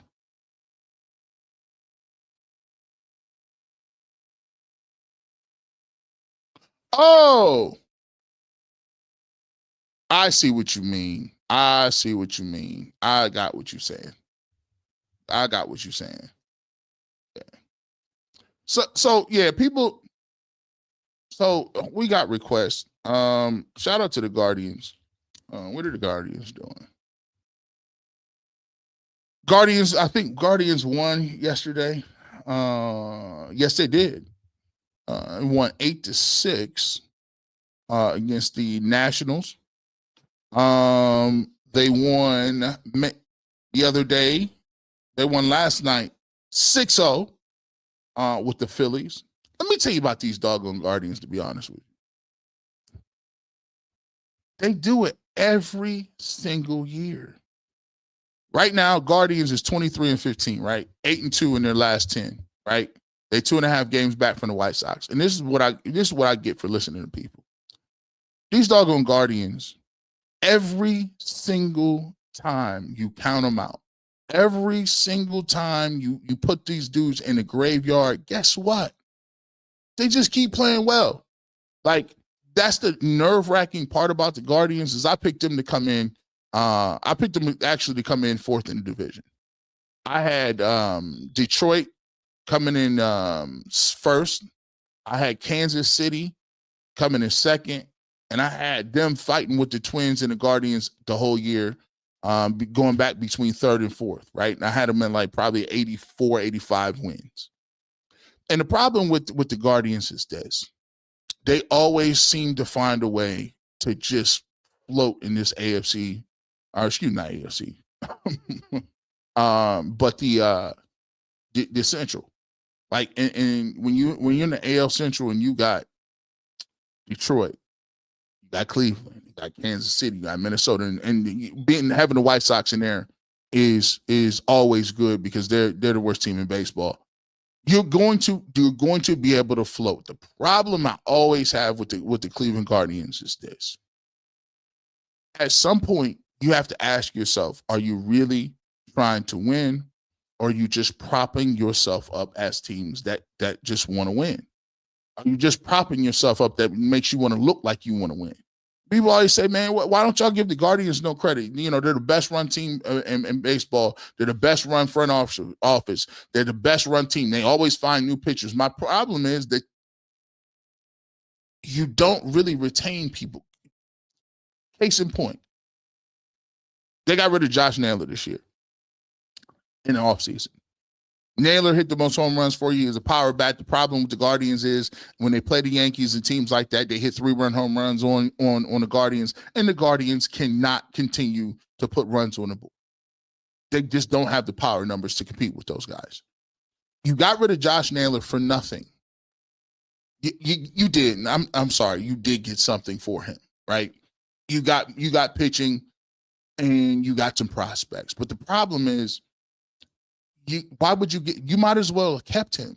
You brought back Carlos Santana. He was 40 years old. You brought back Santana, and you could have kept Naylor for one more year and then let him walk. They do this a lot. And when you don't have the ability to have power bats in your lineup this year, right? Again, You're dependent on Jose. You're dependent on Kyle Manzardo, who's hit 8 home runs. Now they do have a little bit of power from Bo Naylor. He's hit a few home runs, but at the end of the day, I mean, you got rid of Jimenez, you got rid of your Gold Glove or a Platinum Glover, and the Guardians is a wash, rinse, and repeat type deal. They'll sell you on the fact that they're never going to be able to really fully ever sign a big time free agent. You got rid of Francisco Lindor, right? You had Jose and Lindor, and my big problem with them was, hey, look, you sell us on people taking less money all the time. And here's a cautionary tale for anybody that wants to talk finances about baseball and how things work. We give Jose Ramirez all this credit because he took a severe pay cut. They severely underpay Jose Ramirez, right? He could be getting a bag somewhere else. He took that pay cut, but for what? You're not signing Lindor.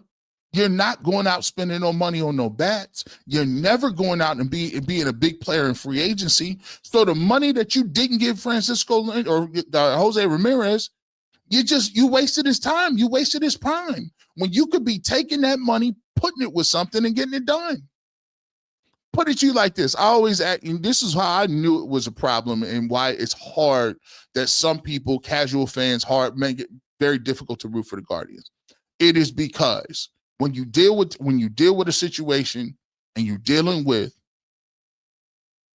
I asked a very poignant question. I said, hey, if Tanner Bybee and Gavin Williams, if they turn out to be something, say they hit, you got Gavin Williams and Tanner Bybee, can they keep both of them? People like, no. They'll probably end up trading one or both of them. When you have that mentality and that's what your purse strings dictate, how can anybody that is a casual fan wrap their head around that? So I'm going to invest in this guy. He's going to be great. But if he's too good, we're just going to use him to develop to send to the Yankees or the Dodgers and people talk about, well, that's just the economics of baseball. I don't believe that the Dolans cannot afford certain things. I understand that you can't have a $500 million player, but you can afford to try to think about this. One of your best players, Quan. Quan is a great dude. He's a likable person, runs the bases well, Gold Glover, hits for average, power is getting better. If he hit 20 home runs, you're cooking from Quan. He's almost a 5'2" player. But guess what? He's already in arbitration, and the Guardians are probably not going to sign him. When your owner says, hey, just get used to it. Get used to or hey, come see him while you can. And then I get it, attendance is down a little bit, right? Attendance is down, according to the tracking over the course of the year. Now, granted, I will say this when it comes to the Guardians. I'll give them credit. I think they do the best job when it comes to marketing what they're doing. I love the promotions that they have. I think they do the best job in town to try to make it economical for families to get down there to talk and to families and young people to come conglomerate and eat and do all those things. I think they do a great job. I think Progressive Field is really a great atmosphere on a summer day. I think it's one of the best watches, that you can have in terms of watching live sports. I think they do a great job on that side. With that being said, there are just restraints when you can't wrap your head around like, hey, this guy's going to be here. Or, hey, we keep getting to a point where, yes, we do a great job at pitching. Yes, we do a great job of developing. But guess what? We need to not only develop, but attract talent. We need to not only develop, but keep that talent. We need to develop and keep it. And for whatever we do with pitchers, because we turn pitchers into monsters.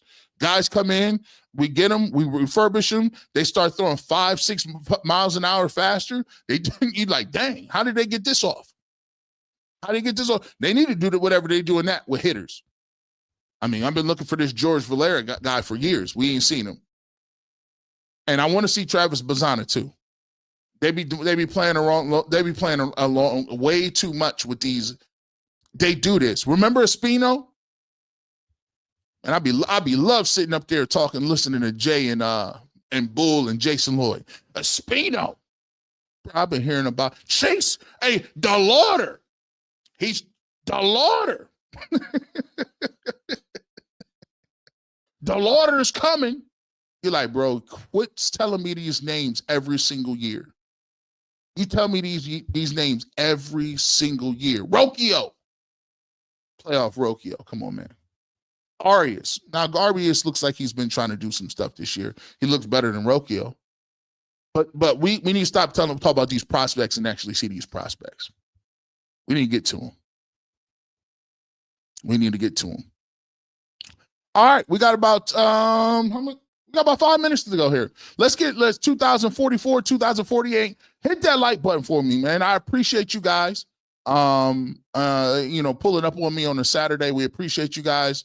And make sure, if you're not know, we're here every Saturday. If you're new to the program, wherever you're at, subscribe to the channel, whether that's UCSS or that's the Barbershop. That's my personal channel. If you're on Facebook, we love you over there. Hit that like button as well. And on X, we strong on X too, man. And wrapping this thing up. Hey, I'm gonna tell you what. We need to push.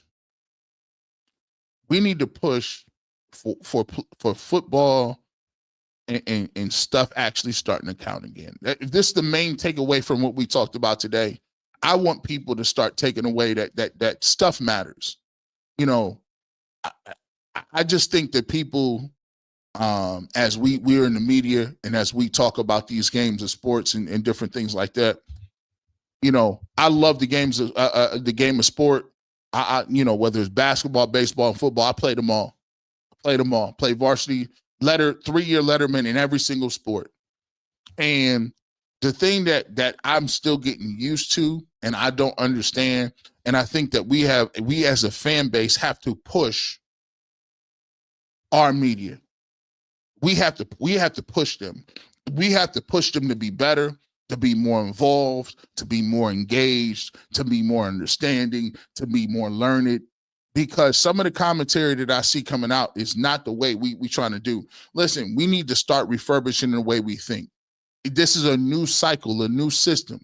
You can't apply the same narratives in the same way you're thinking about a team. See, the Cleveland Browns a couple of years ago was in a win now mode.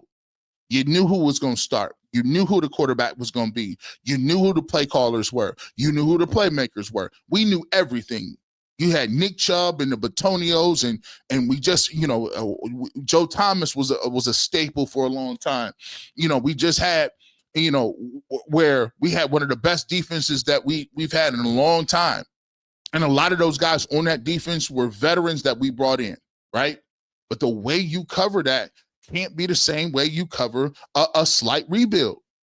You got 4 quarterbacks that's out here that is competing for something. You got 3 running backs.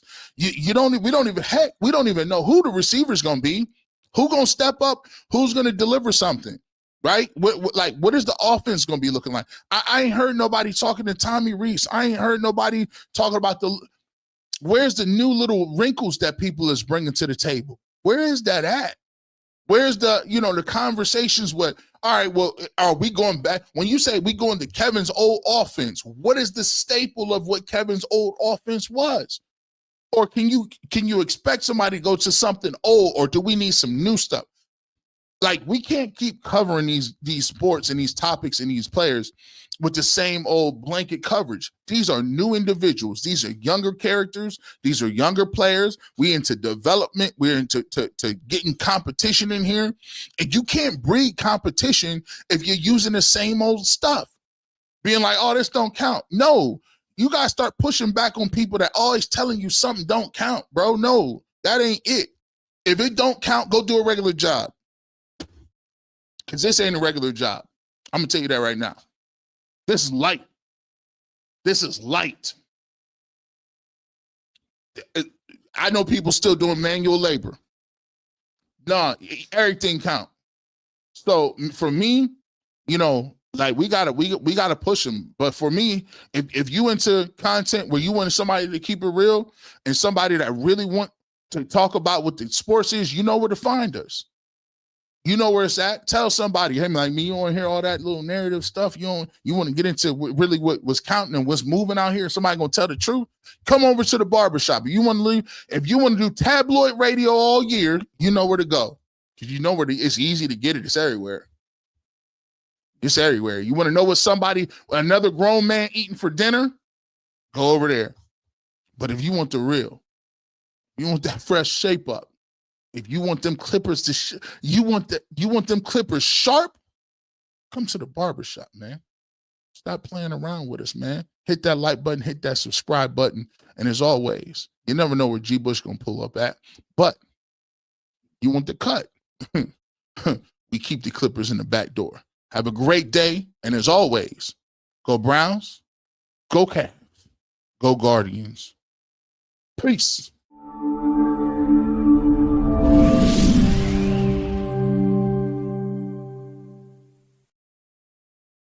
Quality, service, atmosphere. You're next in the chair. Feel at home in the barbershop. G. Bush offers a fresh cut on sports. The barbershop isn't just grooming for guys. It's culture, it's lifestyle, it's sports. And it's now the barbershop is giving the sports scene a sheer shave and shine. Join the makeover now. Follow Garrett Bush at GBush91 on Twitter.